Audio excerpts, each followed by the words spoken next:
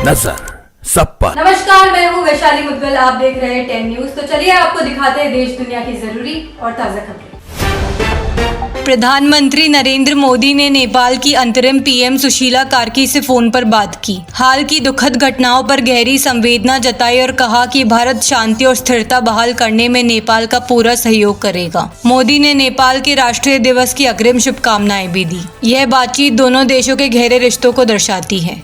कांग्रेस नेता राहुल गांधी ने press conference कर आरोप लगाया कि चुनाव आयोग जानबूझकर वोटर लिस्ट से कांग्रेस समर्थकों के नाम काट रहा है। उन्होंने कर्नाटक के वोटर्स को स्टेज पर बुलाकर सबूत पेश करने का दावा किया। राहुल ने सीईसी पर पक्षपात का आरोप लगाया। चुनाव आयोग ने इन दावों को झूठा और निराधार बताते हुए कहा कि ऑनलाइन वोट डिलीट नहीं किए जा सकते।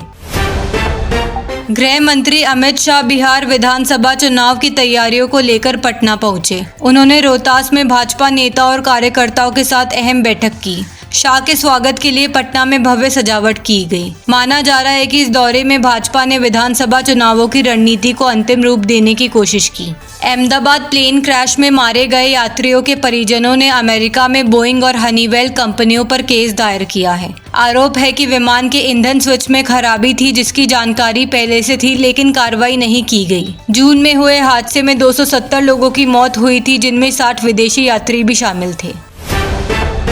सऊदी क्राउन प्रिंस मोहम्मद बिन सलमान और पाक पीएम शहबाज शरीफ ने रक्षा समझौते पर हस्ताक्षर किए। समझौते के तहत एक देश पर हमला दूसरे देश पर हमला माना जाएगा और जरूरत पड़ने पर परमाणु हथियार तक इस्तेमाल किए जा सकते हैं। भारत ने कहा कि सरकार को पहले से इसकी जानकारी थी। यह समझौता खाड़ी क्षेत्र की सुरक्षा समीकरण बदल सकता है। अमेरिकी राष्ट्रपति डोनाल्ड ट्रंप के राजकीय दौरे का ब्रिटेन में जोरदार विरोध हुआ। स्टॉप ट्रंप कोलिशन संगठन द्वारा निकाली गई रैली में 5000 लोग शामिल हुए। प्रदर्शनकारियों ने ट्रंप को नस्लवादी और युद्ध समर्थक बताते हुए नारे लगाए। हाथों में लिखी तख्तियां और ट्रंप बेबी ब्लेम कॉस्ट्यूम भी आकर्षण का केंद्र बने। सुरक्षा के लिए 1600 पुलिसकर्मी तैनात रहे।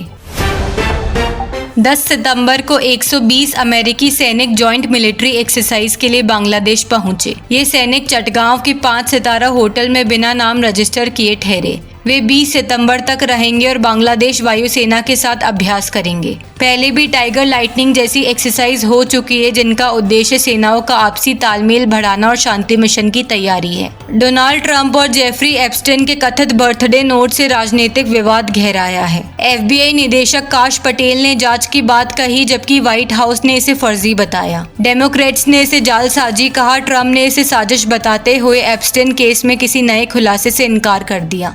मामला अमेरिकी राजनीति में हलचल मचा रहा है। एंटिफा खुद को नाजी जर्मनी और फासीवादी इटली के विरोधियों की परंपरा से जोड़ता है। यह संगठन 1980 के दशक से अमेरिका में सक्रिय है। राष्ट्रपति ट्रंप ने हाल ही में चार्ली किर्क की हत्या के बाद इसे आतंकी संगठन घोषित कर दिया। एंटिफा के सदस्य खुद को वामपंथी और फासीवाद विरोधी आंदोलन का हिस्सा मानते हैं। राहुल गांधी के वोट चोरी के आरोपों पर भाजपा सांसद अनुराग ठाकुर ने पलटवार किया। उन्होंने कहा कि राहुल भारत में बांग्लादेश और नेपाल जैसे हालात पैदा करना चाहते हैं। ठाकुर ने आरोप लगाया कि राहुल नागरिकों को गुमराह कर रहे हैं और चुनाव आयोग की निष्पक्षता पर सवाल उठा रहे हैं। भाजपा ने राहुल की आलोचना की।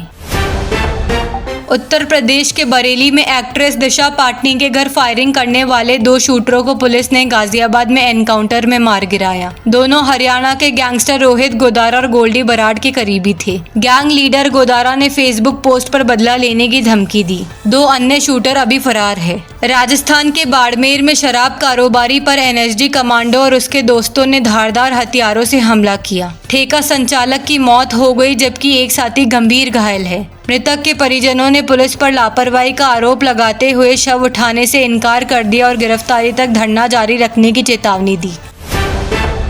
अमेरिका में हरियाणा के कैथल के युवक विकास का मौत से पहले का वीडियो सामने आया। इसमें उसने रोते हुए पत्नी संगीता से लौट आने की गुहार लगाई और कहा, मुझे फांसी लगा दो लेकिन ऐसे मत छोड़ो। विकास की 2 सितंबर को मौत हो गई थी। परिवार ने पत्नी और उसके कथित बॉयफ्रेंड पर हत्या का आरोप लगाया है। नोएडा में 76 वर्षीय सेवानिवृत्त महिला डॉक्टर की साइबर ठगों ने 6,60,000 रुपए की ठगी की। ठगों ने उन्हें 3 दिन तक डिजिटल अरेस्ट में रखा। लगातार मानसिक दबाव से महिला को कार्डियक अरेस्ट हुआ और उसकी मौत हो गई। हैरानी की बात यह है कि मौत के बाद भी ठग ऑनलाइन धमकी देते रहे।